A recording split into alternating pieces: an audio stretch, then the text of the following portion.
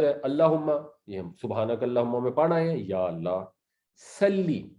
اب سلی کو آپ دیکھیں تو پہلی بات ہے اس میں لفظ ہے صلاۃ والا, وہی جو نماز والا لفظ ہوتا ہے, اور ہمیں پتہ ہے ہم صلاۃ و سلام بھی استعمال کرتے ہیں, تو صلاۃ کا مطلب درود ہوتا ہے, درود و سلام کو صلاۃ و سلام بھی کہا جاتا ہے.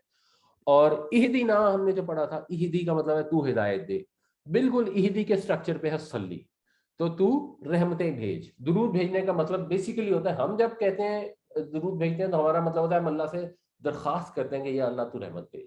اللہ تعالیٰ جب درود بھیجتا ہے تو اللہ تعالیٰ رحمت بھیجتا ہے. اللہم یا اللہ صلی رحمتیں بھیج.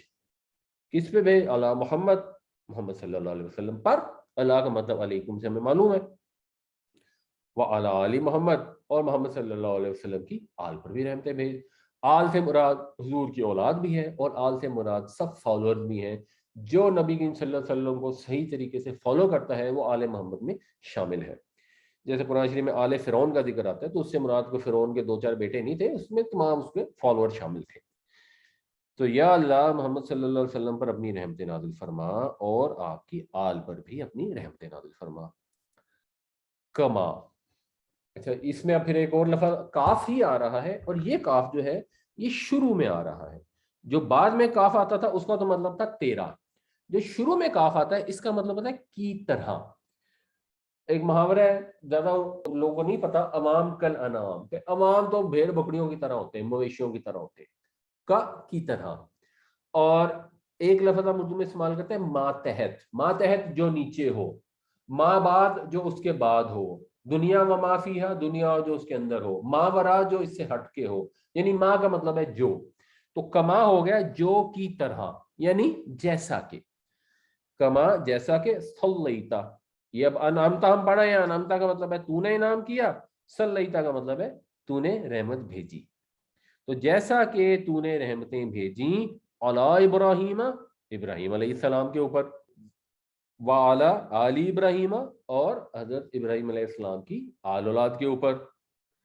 انکا, اچھا انا پھر ایک نیا لفظ ہے, یہ ویسے تو ہم استعمال کرتے ہیں انا للہ و انا الیہ راجعون میں, ہمیں اندازہ تو ہے, بٹ انا کا مطلب ہوتا ہے بے شک, کا وہی آ گیا تو, بے شک تو حمید.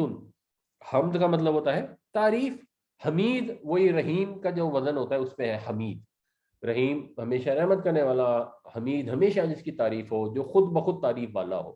تو بے شک تو تعریف کیا گیا ہے. اور مجید بھی ہم پڑھے ہیں, جدو کا میں آیا تھا بزرگی, تو بزرگی والا ہے مجید. قرآن شریف کو بھی ہم قرآن مجید بھی کہتے ہیں.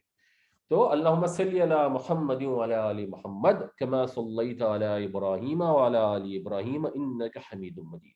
یا اللہ حضرت محمد پر اپنی رحمتیں بھیج, اور حضرت محمد کی آل پر اپنی رحمتیں بھیج, جیسا کہ تو نے رحمتیں بھیجی ابراہیم علیہ السلام پر اور ابراہیم علیہ السلام کی آل پر. بے شک تو تعریف والا ہے, بے شک تو بزرگی والا ہے. اور اگلا اور آسان ہے, اس میں صرف سلی کی جگہ باریک ہو گئے, تو یہ بھی ہم ڈسکس کر رہے ہیں تبارک اسمک میں. اس کا مطلب ہے برکتیں. اللہم بارک علی محمد وعلی آل محمد کما بارکت علی ابراہیم وعلی آل ابراہیم انک حمید مجید. یا اللہ حضرت محمد صلی اللہ علیہ وسلم پر اپنی برکتیں نازل فرما, اور آپ کی آل پر بھی اپنی برکتیں نازل فرما, جیسا کہ تو نے برکتیں بھیجی ابراہیم پر اور ابراہیم کی آل پر. بے شک تو تعریف والا ہے, بے شک تو بزرگی والا ہے.